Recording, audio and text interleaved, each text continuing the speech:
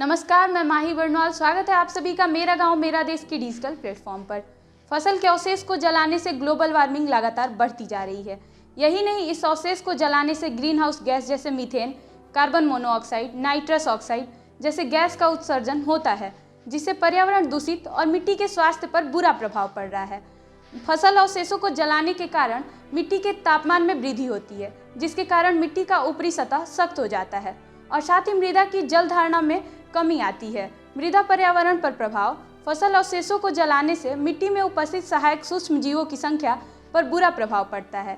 यही नहीं, फसल अवशेष जलाने से किसान का मित्र केचुआ, ततैया जैसे कीटों की संख्या में काफ़ी कमी आती है। इससे यह होता है कि हानिकारक कीटों पर नियंत्रण पाना मुश्किल हो जाता है और महंगी कीटनाशकों का इस्तेमाल करना पड़ता है। इससे खेती की लागत और भी बढ़ जाती है। फसल अवशेषों के जलाने से मिट्टी में उपस्थित मुख्य पोषक तत्व नाइट्रोजन, फास्फोरस, पोटास की मात्रा में भी कमी आ गई है। इसके साथ ही इसे जलाने से पशुओं में चारा की कमी का सामना करना पड़ रहा है। फसल कटाई के बाद खेतों में डंठल जलाने से होता है कई नुकसान। फसल के अवशेष को जलाने से मनुष्य और मवेशी, मिट्टी और पर्यावरण सभी पर इसका बुरा प्रभाव पड़ रहा है। इससे कई तरह के जीवों का जीवन खतरे में पड़ गया है। इसमें से कई ऐसे जीव हैं जो कि खेती के लिए लाभदायक होते हैं, जैसे राइजोबियम और केचुआ।